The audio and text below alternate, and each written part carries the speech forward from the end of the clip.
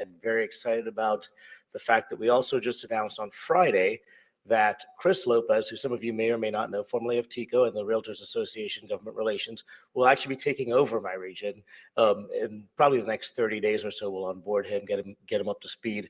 And at the 21st, our luncheon on the 21st, which will be at Sanibel Harbor Resort and Spa, where Ben Siegel will be speaking, we'll introduce him to the rest of the world and introduce our new board for the Florida Restaurant Lodging Association Lee County chapter as well.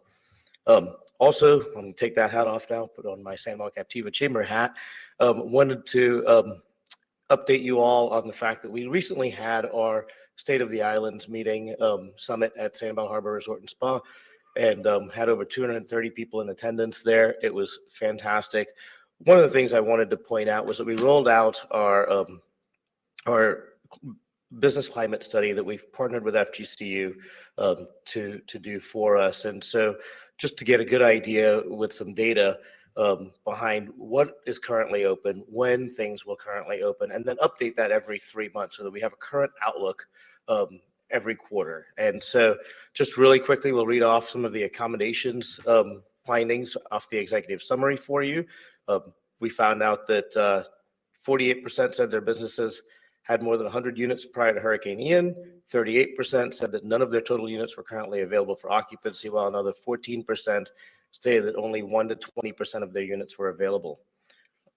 Only 2 respondents said that all their units were currently available. So if Tony Loppe was here, I would thank him for answering that. Of the respondents who said their accommodations were not fully operational, 18% attributed at least 34% chance that their business will be available in the next 6 months. This share increased to 50% in the next 12 and 67% in the next 18, 93% over the next 24. So this gives us a good baseline for what we could expect in the next 2 years. And then it goes on. The good news here is that non-accommodations, we had 79% who said they were currently open for business in some way, shape, or form. So that's good news. However, we know that with 79% of non-accommodation businesses open, with only 16% of accommodation businesses open, that poses its own particular set of challenges for us. So as I always do, I invite you out to visit Sanibel Captiva Islands in your free time to visit the 79% of non-accommodation businesses that are currently open. We also, as a chamber, wrapped up our 2023 year in review. Just wanted to get a feel for what visitors were doing on our site, where they were pointing to. Just some really quick stats here. We had, where we typically see 1.8 million people roughly to our website, we had just over 1 million website views last year and 459 referrals. That's down from 889,000 referrals. I'm sorry, 459,650 referrals. That's down from roughly 890,000 referrals the year before. A lot of that is because obviously the businesses that we're referring to aren't currently open. Social media, we had 1.515 million reach and 77,571 followers. That's relatively flat. We're down about 200,000 social media reach for the year. And then we had in the visitor center, this was the most sobering, where we had 211 on average pre-Ian in that year. We just broke the 110 mark for February month to date so far, but in 2023, walking through the visitor center doors, we saw 41 on average. So the good news is if you go to sandcapoutlook.com, you'll be able to read the entire 41-page document that FGCU has provided for the business climate survey, and then every 90 days you can read what's updated from there. So that's my report for today, and if you have any questions, happy to answer. Great. I think you have a question, Bill. Rhetorical question, but what's the challenges those hotels are seeing and getting back online faster? So let me read for you. 4 obstacles identified for accommodations businesses were not currently fully operational were construction-related issues, and in that is lumped in supply chain, access to labor, and condo association-related issues. And as we know, most of our resort properties in the resort housing district on Sanibel are condo associations, and so Commissioner Smith or Councilwoman Smith will will back me up on the fact that they've got a myriad of issues facing them right now, from assessments to insurance to whether or not they need to completely knock down and rebuild. And some of those buildings, unfortunately, have not yet been touched. Thank you. Thank you. Thank you. Anybody else from the public that wish to speak? Okay, we'd like to have the municipalities. Any municipalities here like to present?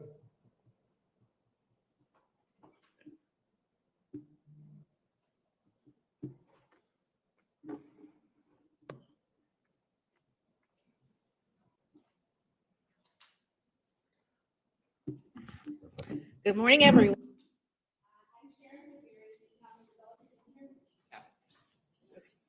Okay, there we go. I'm Sharon Woodbury, Economic Development Manager for the City of Cape Coral, and I also have one of my trusted staff and team members with me as well, Andriana. And we're just going to talk to you about some of the exciting events that are happening in the City of Cape Coral and developments, so that you can be more familiar with what's in the pipeline and in the works. So I'm going to let Andriana speak. Good morning, everyone. Andriana Peterson. So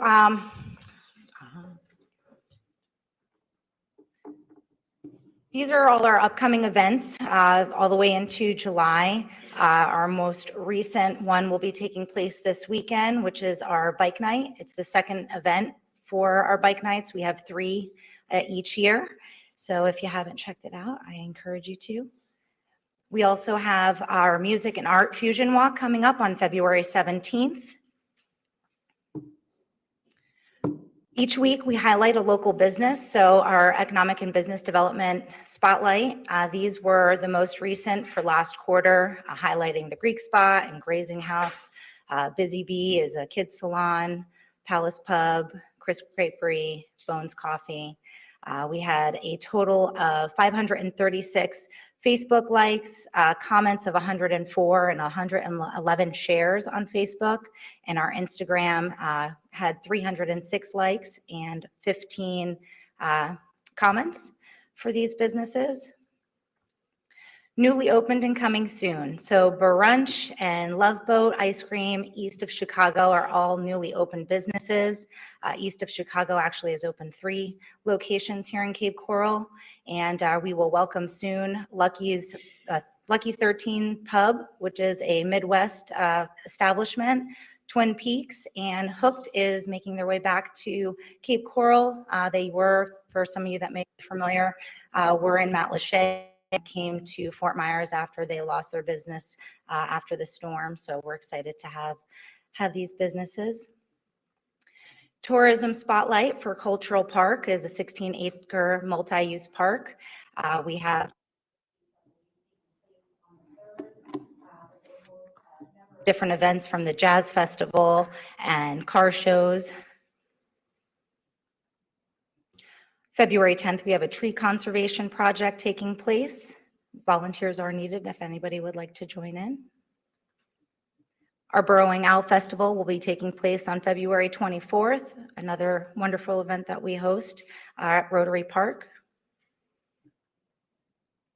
And an update on the Cape Coral Quest with a total of 108 people who have signed up so far, 1,373 check-ins, 69 prizes awarded, 24 coupons redeemed, 22 people who have entered to stay at the Westin for that contest, and then there will be a Sunsplash season pass that just will not be available until March, so that's why there's no folks that have registered yet. Our Yacht Club. So these are not approved plans yet, but these are the final concepts that will be, is it voted on? So. So everyone's probably very familiar with the Yacht Club and the site that was devastated by the hurricane. What you see before you is a site plan that includes quite a bit of parking. We're proposing to have just over 500 parking spaces. It's a 3-level deck, but it probably will expand to 4 initially. A resort style pool we're going to bring in, for those who are not familiar, we've got the tiki hut that's there and very popular, but we'll be bringing in a second commercial restaurant there. So P3 will be happening there. We'll have a much more usable space in terms of the facilities. The idea was to look at making this where we can have more than one event at a time. The way that the yacht club was designed initially, once someone had that space, you couldn't use it for anything else. So we'll be hosting banquets and weddings and things of that nature. So the architectural renderings are forthcoming, but that's an overlook of the site and kind of a sneak peek of what you can expect to see. Thank you. And that's it. Thank you. I have a question. At the yacht club, with the facility space, is that can be run by the city or is that can be a private company? So we haven't gotten that far yet in terms of how that will be managed. We've had some other facilities where we did a public-private type of structure. It hasn't been established at this time. Thank you. I can help you. I'll see you later. Oh,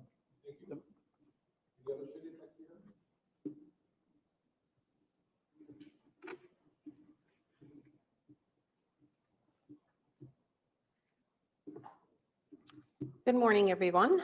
I am Karen Woodson, Councilwoman for Town of Fort Myers Beach. And I'm here today, see if I get this right, there we go. I'm here today to discuss the rebuilding of our fishing pier. On September 28th of 2022, Hurricane Ian devastated not only our town, our whole area, but our popular fishing pier.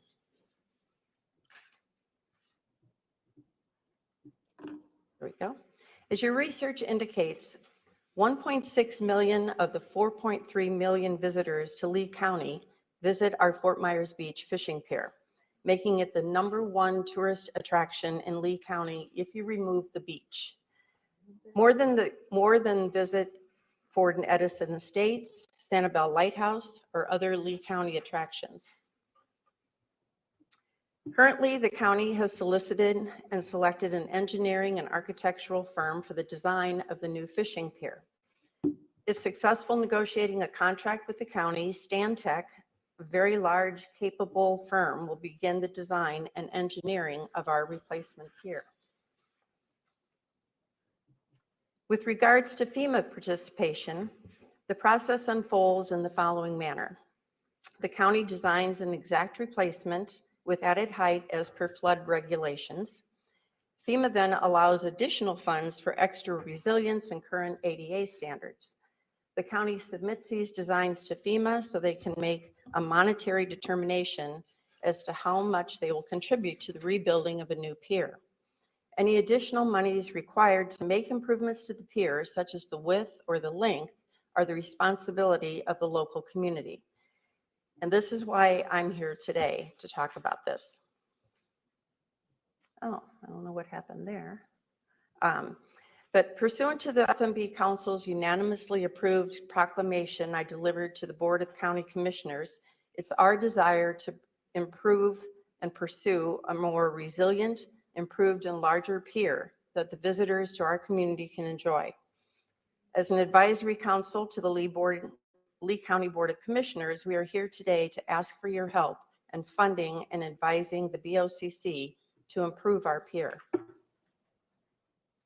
As the town council's liaison to the Let's Go FMB group, I've witnessed their peer committee conduct and gather tremendous amount of research. This research included site visits and interviews to over 24 peers and towns elected officials, a survey of over 9,400 residents and visitors to Lee County, and a thorough review of the state of Florida's 600-page pier construction guidebook, and much more.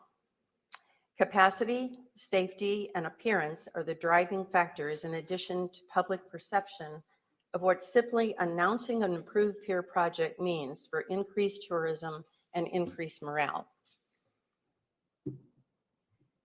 98.5% of all respondents desired some form of improvement to our new pier. Not surprisingly, 6,407 respondents wanted to see more resilience. 6,041 desire a wider pier.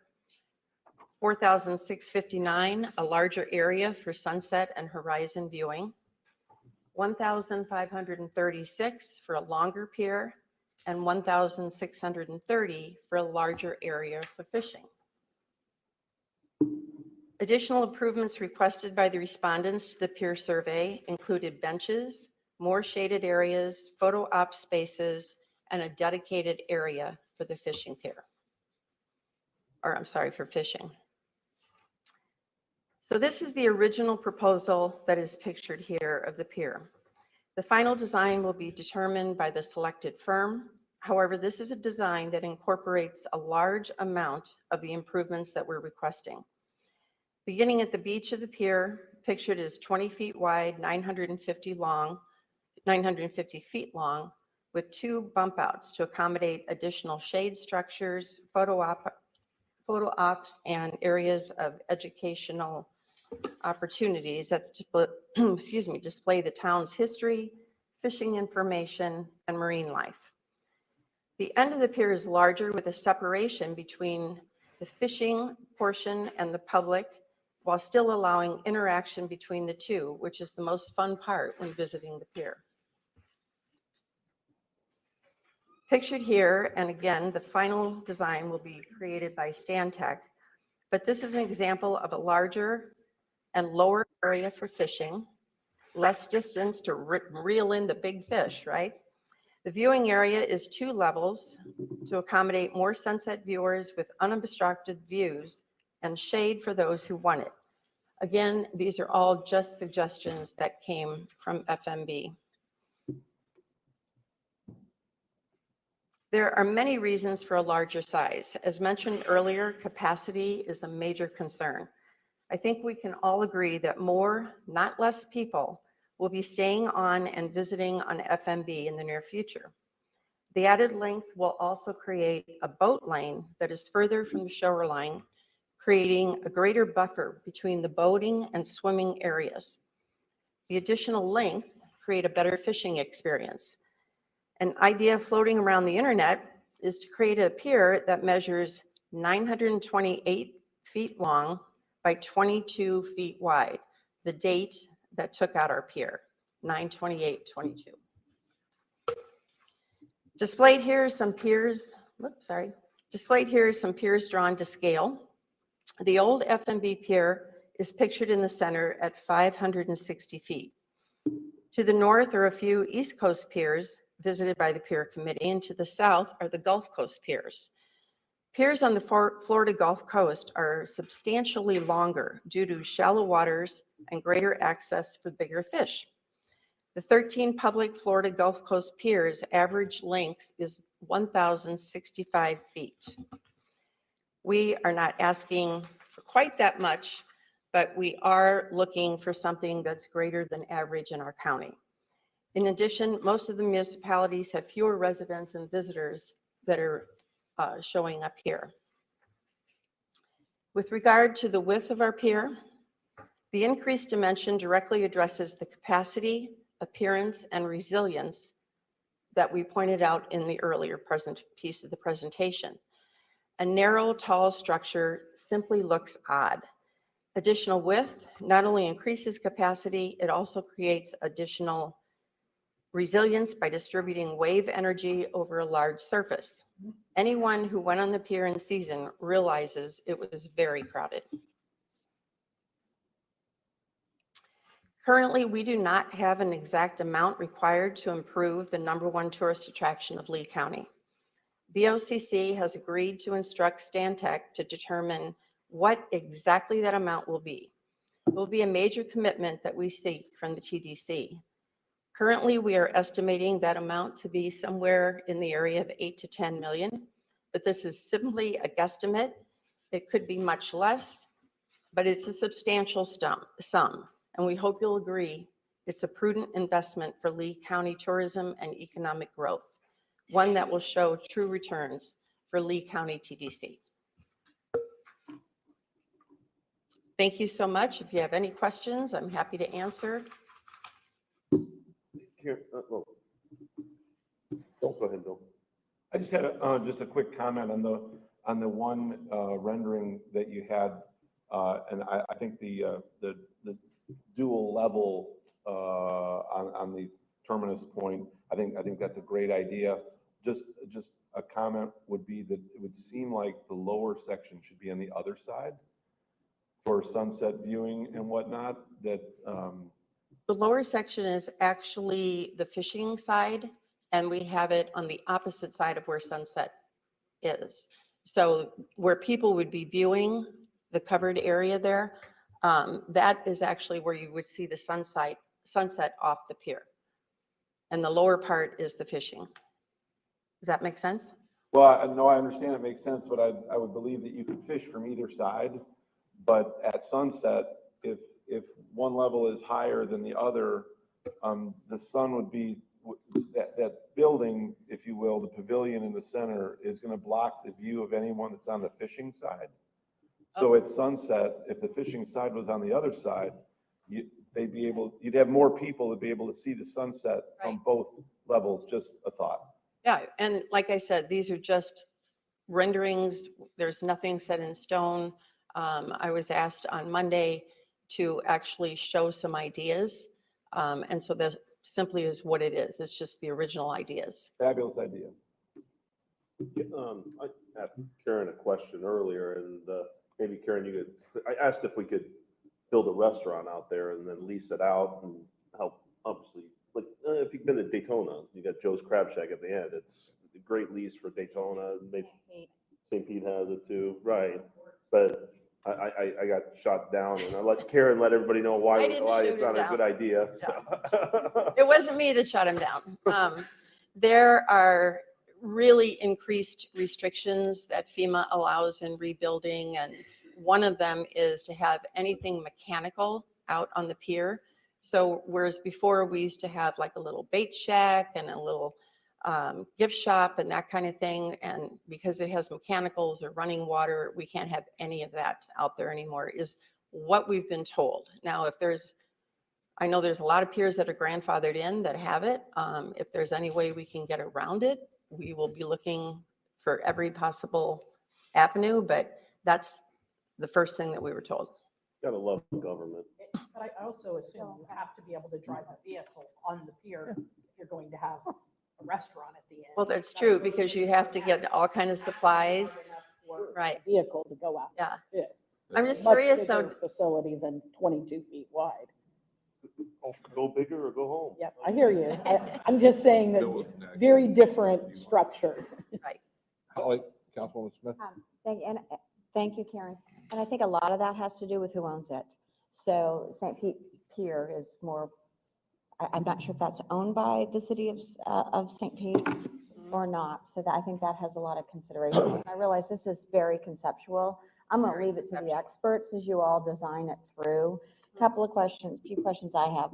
This is county-owned property, is it not? Yes, we've already voted and we already gave direction to do the other pier. So that's where the county is as of today, because of permitting and for funding in the town for Beach, I guess, would approach about if they'd fund the difference of the $30 or $40 million.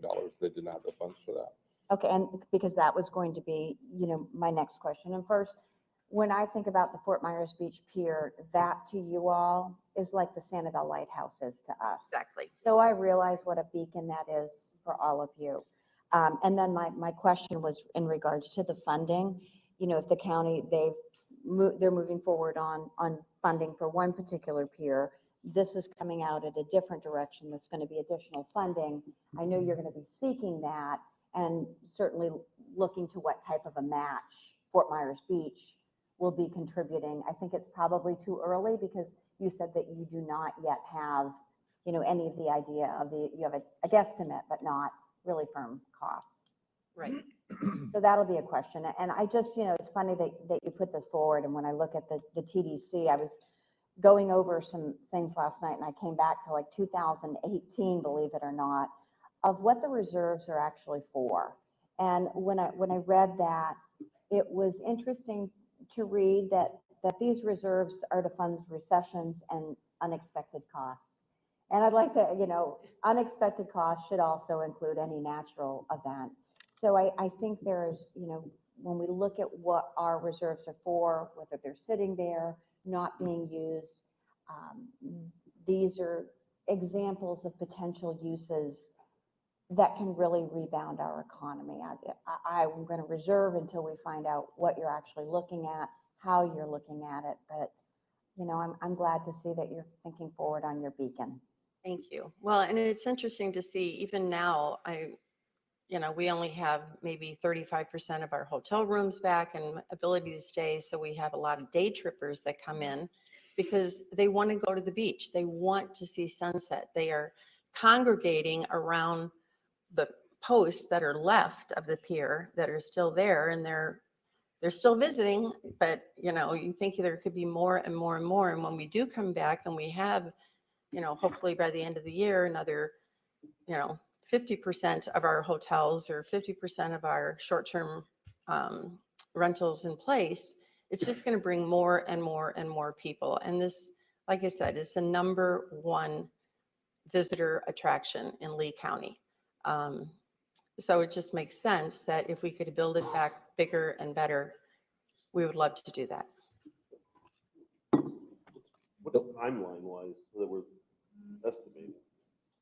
The last time I asked a question about that, and what the county is doing now, this is the city's time to talk real quick, so I'll be really brief, is we're looking at building within the permitted use now, so we have to go back out for re-permits for FEMA, but Army Corps of Engineers and everything. So probably 4 years or less because of removal, bidding for the construction, and then placement. We still have to get there's already permits the way it is now. If we change it, we make it longer, it would start over again. You're looking at probably 8 to 10 years if you do that, go through Army Corps of Engineers. So we're looking to try to do it as fast as possible and make it nicer. So we are looking at making it wider too and do an enhancement. So it will be nicer than what we had before and wider, but it's just, if you go farther out in the Gulf, it's obviously changed everything. And that's what I've been told staff. So that's why we already gave direction to the staff to start the process for the replacement of the original footprint of the pier. Obviously, I'm biased being on Fort Myers Beach, but as Karen said, this is a beacon. There is nothing worse than a guest coming to Fort Myers Beach for the first time and seeing those columns sitting out there. I mean, for 4 years that happened. It's daunting. It's a huge detractor. So I'm trying to find out when we actually get those removed, the other process. This is the company that does that. We pretty much the company that builds the new bridge. So it's kind of like a one-part thing. You don't really have them come in and remove the posts, I guess, and come back, 6 months later to start building it. So, but we are trying to get that done as soon as possible, though. we built a bridge to Sanibel in 3 weeks. Days 3 for weeks. the cross. 21 days. I'm sorry, 21 days. That fact keeps coming up over and over. Sand. So we've been waiting for A FEMA. little bit different though. The problem is we didn't have to wait for FEMA reimbursement, so the governor took care of that for us. So this one is FEMA reimbursement and its approval. So. And in fairness, that was access to our island for us to be able to even This is exist. This is It wasn't a the amenity, so they look at things recreation differently, like a But sign. not to get into the weeds, but what about us just funding it and waiting, then getting the FEMA reimbursement to keep it moving? No? Can't do that. Lawyer's shaking her Laura's head. shaking her head. You don't like that pitch? You don't like that pitch, huh? No, I Pay can for like you, your pay for ideas. I think that's a great idea. It's gonna take years to build no matter what, for construction itself. Not just the permitting and everything, but the actual construction. Yes, sir. Just one comment, one question. The one comment had to do with the restaurant at the end. As we looked at the yacht club in Cape Coral, evidently one of the issues that was brought up to us by having a restaurant at the end of the pier, we were looking at putting a second pier in and a restaurant at the end, was, I guess whether it was EPA or whatever it was, is the getting grease back and forth up the pier, down the pier, and going over the natural resource, if you will, in doing that. They said that there was some hoops to jump through or prohibitions or complications, if you would. That's what we were told anyway. And I don't know whether it's the grandfathering in being able to do it in the past, maybe more restrictions now. I don't know. That was some of the feedback we got. And then the one question that I had was on the Cape Coral Pier, We had to do a study of the actual existing stanchions that were there. Has there been a study done of these stanchions? Are we going to be able to reuse them, or are we going to have to replace them? Stanchions, you mean the pilings? Yeah, the pilings. Oh, I gotta imagine those pilings are gonna need to be replaced. Be all new. So they got to remove and do all new pilings. Well, and they're so much lower too than what is required now. And they're heavily damaged, heavily damaged. So I think the whole thing, from my understanding, it all has to come out before they rebuild. Thank you. Thank you, everyone. I appreciate the time. Okay, any other cities that wish to be heard?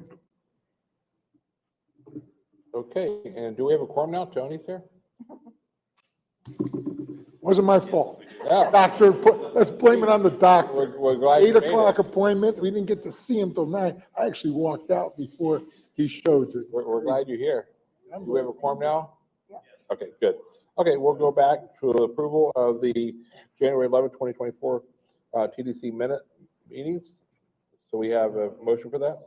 We have a motion and a second. Any discussion? Any public comment on the minutes? Come back, any objection? No objection. Okay, thank you. And no other municipalities be heard, and we'll go ahead and to Cameron. All Board right. Executive Director, thank you. December bed tax collection report, 3.5 million. That's a 20.7% increase over the same period last year. And for the fiscal year to date, we're at 8.7 million, up 12.3% over last year. Tony and Bill and Rob, these are for you. You like these trend ones. So 5-year, where does this December fall over the last 5 years? I would only argue that 19 would be the most normal number in that 5-year span. So it is a little bit under December of 2019, but I think what you see there is what we all know, missing those coastal hotel rates, which we'll see for the next few months. In terms of STAR, occupancy in December was down 63.4%. Was the occupancy rate, ADR at 156.50 and RevPAR at 99.18. And when you look at the calendar year, I know it's a decrease, but I want to point out that we had the highest calendar year occupancy on the West Coast in terms of our competitive set that we look at when you look at the full STAR report that's in your packet. We beat Pinellas, Sarasota, Collier, Manatee, Charlotte, and even Palm Beach on the East Coast. Of course, the East Coast typically wins the occupancy rate, and always Monroe comes in top at 74.9. But I think it is interesting to see that we did win the West Coast for calendar year 23. So I know it's hard to see the numbers down, but they're down across the board. Next slide. There you can see the 5-year trend on all 3 components. And it is interesting that ADR is matching up pretty closely with 2019. But obviously with inflation, that is a very different number than it was in 2019. Key data, starting in December, we're starting to see positive indicators on vacation rentals. My guess is a lot of the units are starting to be repaired and reopened. That's good news. The look ahead numbers for January and February look good. March through May is down over last year, not as strong, but when I look at the rate, there may be some rate resistance. Rate is up 20 to 35% compared to 23 and nearly in line with 2021 rates. So we'll see if that has time to recover in terms of the occupancy number. But as you see, December was a strong month. And hopefully we'll start to see some rebounding there since it is such a large portion of our bed tax. In terms of our hotel room update, you see we have a slight increase to the total number of opened rooms. Bill, I think you're about 100%? You're getting close to 100% at Pink I Shell? am at 100%. You're now at 100%. Woohoo! I think when we called early in the month, you had a few still unopened, but that sounds like that's awesome. Just some customers last night, by the way. Oh, thanks. That's good news. South Seas also opened some more units, so that's pretty much what you're seeing there. A few more units opened at Margaritaville and also the Hampton Inn downtown, but not a significant change from what you saw last month. I wanted to share with you the next couple of slides. I don't do this regularly, but only occasionally, but hotels under construction. Right now, we have 6 properties under construction in Lee County, and that totals 742 rooms. The last one on the list, the Studio Res, there was a groundbreaking a few weeks ago for that. We had the CEO of Marriott in town, and that is the first of that brand. It's a new Marriott brand. It's a limited service hotel down on Alico Road near the Home Depot, or off of Alico Road, I should say, near Home Depot. So that 742 rooms means more than 250,000 room nights coming to the area in 25 and 26. And then in terms of what CoStar says is in the final planning stage, we have another 1,402 rooms that are in the final planning stage. Again, some of those are hoping to get under construction in 25. That is, I believe, year built stands for when the build begins, not when it's complete, just to be clear. And of course, no guarantees that every one of these will be constructed, but they are on in final planning. That's another more than 500,000 room nights coming. And of course, none of this represents, the projects being discussed at Fort Myers Beach or Sanibel, which we know there are projects being discussed, but until they're a little bit further along, you will not see them on these lists. But I just wanted to give you an update of where things stand in terms of what's out there in the pipeline. Good news at the airport, 27% increase in passengers in December. And amazingly, for the calendar year, just slightly behind the record-breaking year that was 2022. Over 10 million passengers through the airport. So the strength at the airport is very good. Additionally, I want to share 2 items with you. On Tuesday, the commissioners approved the process to look at refinancing some tourist development tax revenue bonds. The anticipated savings of that would be about $1 million, and the county has a policy that if it's more than a 3% savings on that particular bond issue, they will look at refinancing it when the call comes up, and we are at that point. So fingers crossed that they will go through that process, identify a good bond rate, and we'll save some money on that bond. And also I wanted to let you know that at the next TDC meeting, which is April 11th, we do not have a March meeting. Steve Boutel from Natural Resources will give us an update on beach renourishment projects, and we are a little anxious based on the initial bid that came in for Fort Myers Beach, significantly above anticipated costs there. That project is being rebid, and they're anticipating, I believe those bids will come in March. So by the time we get around to April, Steve will be able to give us a better idea. But there may be some unanticipated cost increases because we have a number of projects that will be moving forward this year and next.